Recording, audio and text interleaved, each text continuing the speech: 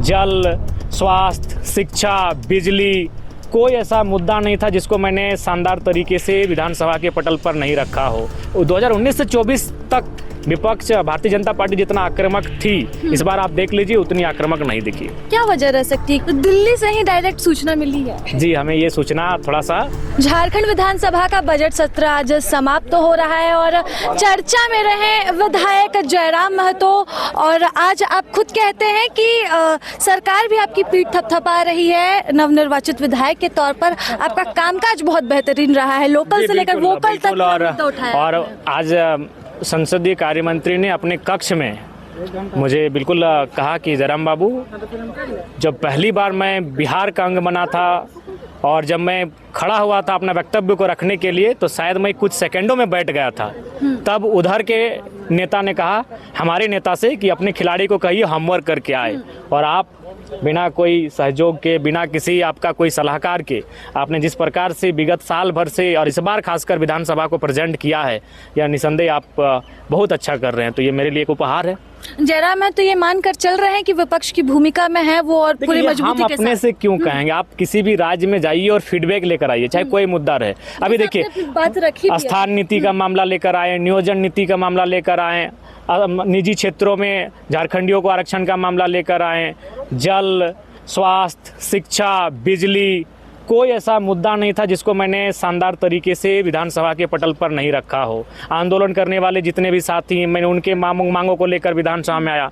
तो ओवरऑल ये जनता का फीडबैक है, उनके द्वारा ये मैसेज है कि नहीं, इस बार जयराम महतो ने बहुत ही बेहतर भूमिका का निर्वहन किया है, और ये मेरे लिए जनता का आशीर्वाद है। विपक्ष की भूमिका में आप थे, फिर विपक्ष क्या कर रही थी? विपक्ष, हमें लगता है उन्हें केंद्र से कोई निर्देश होगा शायद ज़्यादा आक्रामक ना रहने का, इसीलिए 2019 से 24 तक विपक्ष भारतीय जनता पार्टी जितना आक्रामक थी, इस बार आप देख लीजिए उतनी आक्रामक नहीं दिखी। क्या वजह रह सकती है? क्योंकि आपका एक बयान भी खूब वायरल चल रहा है। लगता है उस बयान को, और कहाँ से आपको भी मालूम चला? अरे यार, ठीक है, विधायक एक ही गो हैं, लेकिन हम लोग, हमारी भी कभी कभी एक दो कॉल दिल्ली से आती जाती है। अच्छा। जी, दिल्ली से ही डायरेक्ट सूचना मिली है। जी, हमें ये सूचना थोड़ा सा झारखंड राज्य के बाहर के स्रोतों से ही मिली है।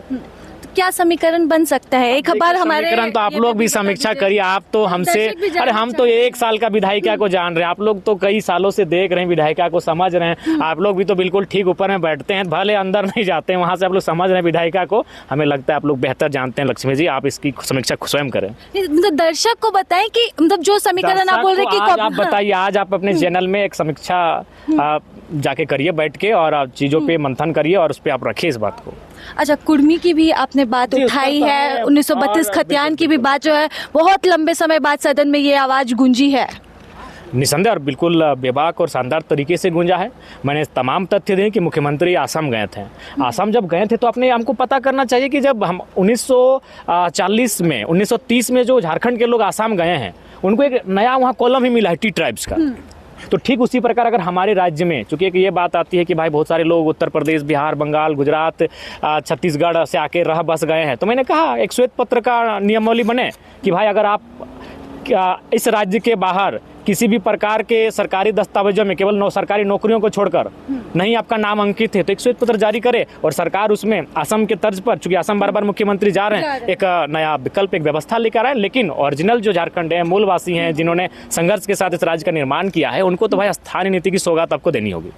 क्या लग रहा है सरकार आपकी बातों को सुनेगी? क्योंकि लंबे समय से ये देखिए, अगर ये बात जयराम महतो की होती तो सरकार को नहीं सुननी चाहिए। क्यों जयराम महतो को भाई हीरो बनाना? लेकिन ये बातें तो जनता की है, ये बातें झारखंड मुक्ति मोर्चा की भी है। तो भाई झारखंड मुक्ति मोर्चा का मैनिफेस्टो था, तो उनको अपने मैनिफेस्टो के अनुसार तो कार्य करना चाहिए। आप असम की बात कर रहे हैं, बंगाल में भी आपने कहा कि चुनाव लड़ने की तैयारी में है जेल के। जी जी जी जी, लड़ेंगे। क्या योजना है? कितनी सीटें हैं? क्या सोचकर? अब हम लोग झारखंड से बाहर जो चुनाव लड़ेंगे उसको हम लोग थोड़ा सा प्लानिंग के साथ लड़ेंगे, और रिजल्ट बेहतर कैसे ले आए उस आंकड़ों के अनुसार लड़ेंगे। तो ये हमारे साथ डुमरी से विधायक जयराम महतो हैं, जो इस बार झारखंड के विधानसभा के बजट सत्र में छाए रहे अपने मुद्दों से, चाहे वो मुद्दा लोकल हो, और उस लोकल मुद्दे पर बेहद ही वोकल होकर बोलते रहे जयराम, और आवाज उठाई झारखंड के आम जनता की, अपने क्षेत्र के मुद्दे उठाएं, और साथ ही बड़ी भविष्यवाणी भी कर दी है झारखंड के लिए। देखने वाली बात रहेगी कि आगे क्या कुछ होगा, लेकिन फिलहाल मुद्दा वही है कि क्या राज्यसभा चुनाव के बाद झारखंड की राजनीति में कोई बड़ा बदलाव आएगा। फिलहाल इस रिपोर्ट में बस इतना ही। प्रभात खबर से मैं राजलक्ष्मी। प्रभातखबर.com, विश्वास वही, रफ्तार नहीं।